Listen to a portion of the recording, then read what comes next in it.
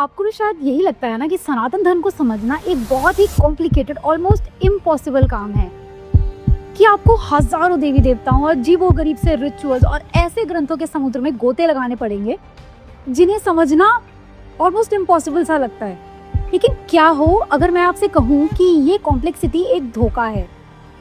क्या हो अगर इस उलझन के पीछे एक रियलिटी बेहद सिंपल, पावरफुल 4 लेयर मैप में छुपी हुई हो? जब कभी आप ऑनलाइन सनातन धर्म एक्सप्लेन सर्च करते हो तो क्या मिलता है? कॉन्फ्लिक्टिंग आइडियाज का एक तूफान। कुछ कहते हैं ये रिलीजन है, कुछ इसे पुरानी कहानियां बोलकर इग्नोर कर देते हैं, और बहुत से लोग तो इसे अंधविश्वास का लेबल देकर इसका मजाक उड़ा देते हैं। असली प्रॉब्लम पता है क्या है? वो सब इसे गलत चश्मे से देख रहे हैं। इसको हम ऐसे सोचते हैं जैसे आइजैक न्यूटन ने ग्रेविटी को बनाया नहीं था, उन्होंने बस उस सिस्टम को ऑब्जर्व किया, समझा और पूरी दुनिया को बताया कि ये ग्रेविटी काम कैसे करता है और उसको डॉक्यूमेंट कर दिया। ठीक उसी तरह सनातन धर्म को किसी एक इंसान ने नहीं बनाया, इसे इस अस्तित्व के टाइमलेस लॉ की डॉक्यूमेंटेशन माना जाता है।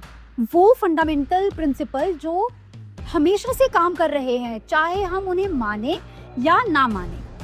सो Sanatan is a Sanskrit word which means जो हमेशा से था, है और रहेगा। वन वर्ड में अगर हम इसे बोले तो इसे इटर्नल बोलते हैं। And dharma comes from Sanskrit root dhar which means to hold, sustain और to support. So Sanatan dharma literally means the eternal way of life which is timeless। इस वीडियो में हम आज 4 लेयर नॉलेज मैप को अनवील करने वाले हैं, अपनी ही रियलिटी को, अपने ही अस्तित्व को समझने का एक ब्लूप्रिंट। हमारे पूरे मैप का पहला और सबसे जरूरी हिस्सा है एग्जिस्टेंस का वाई, लाइफ का वाई, और यहीं पर सबसे ज्यादा कंफ्यूजन होता है, क्योंकि जब हम लोग वेदों का नाम सुनते हैं तो हमारे दिमाग में तुरंत एक इमेज आ जाती है पुरानी किताबों की, भजन, भगवान की कहानियां। लेकिन यहीं पर पहला ट्विस्ट आता है, वेदों का असली काम ये कभी नहीं था। सच ये है कि वेद भगवान की कहानियां नहीं बताते, वो रियलिटी का पैटर्न बताते हैं। अब यहाँ एक सिंपल सवाल आता है, अगर वेद स्टोरीज नहीं है तो फिर वेद क्या है? वेदों को कहा गया है श्रुति, मतलब जो लिखा नहीं गया पहले सुना गया। लेकिन अब यहाँ पर लोग अटक जाते हैं। सुनना मतलब कान से सुनना नहीं, ये सुनना कॉन्शियसनेस से सुनना था। जब हमारे ऋषि एंशिएंट भारत में डीप ध्यान में जाते थे, वो अपनी चेतना को इतना शांत कर लेते थे कि रियलिटी की नॉइस आसपास सब खत्म हो जाती थी। और जब नॉइज बिल्कुल खत्म हो जाती है, कम हो जाती है, तब हमको पैटर्न्स दिखाई देने लगते हैं। यहीं से उन्होंने एग्जिस्टेंस के रूल्स को डिकोड किया।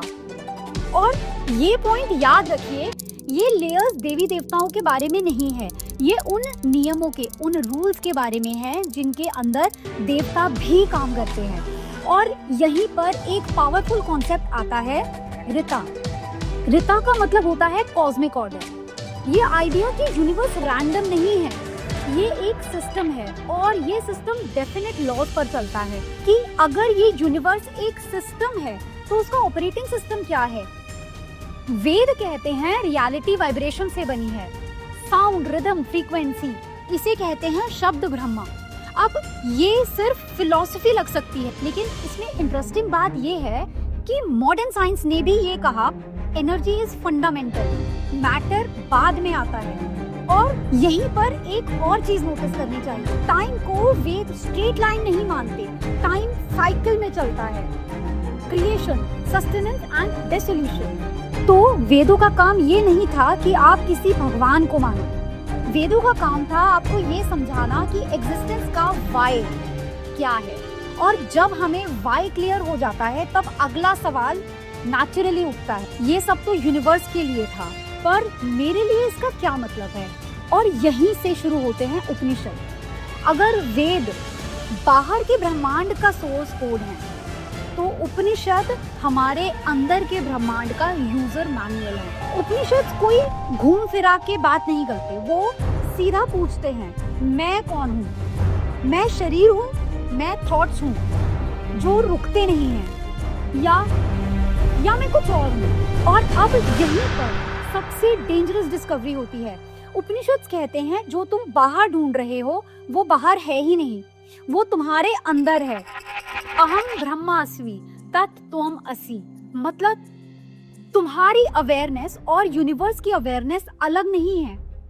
देखता कौन है और जो देखा जा रहा है, उनका सोर्स एक ही है। प्रॉब्लम ये है कि हम इस यूनिटी को महसूस नहीं कर पाते। उनके बीच में एक पर्दा आ जाता है। इस पर्दे को उपनिषद में माया कहा गया है और यहीं पर लोग सबसे बड़ी गलती करते हैं। माया को झूठ समझते हैं। माया झूठ नहीं है, माया एक मिसअंडरस्टैंडिंग है, एक ब्रह्मजाल है। उपनिषद का काम वो रोशनी लाना है, इसीलिए वो एक फेमस एग्जाम्पल देते हैं। शरीर रथ है, इंद्रियां घोड़े हैं, दैट 5 सेंसेस आर हॉर्सेस, मन लगाम है। अब यहाँ एक ब्रूटल सच है, अगर ड्राइवर वीक है तो घोड़े जहाँ चाहे ले जाएंगे और फिर हम बोलेंगे हमारी लाइफ आउट ऑफ कंट्रोल हो गई। वो आपको आपके इनर वर्ल्ड का ड्राइवर बनना सिखाते हैं। लेकिन रियल लाइफ में जब इमोशंस, रिलेशनशिप और डिसीजंस आते हैं तब क्या? हमारे भगवान राम परफेक्ट इसीलिए नहीं है क्योंकि वो गलती नहीं करते। भगवान राम स्ट्रॉन्ग इसीलिए हैं क्योंकि वो रिस्पॉन्सिबिलिटी से भागे नहीं। सनातन धर्म ये नहीं कहता कि दुनिया छोड़ दो।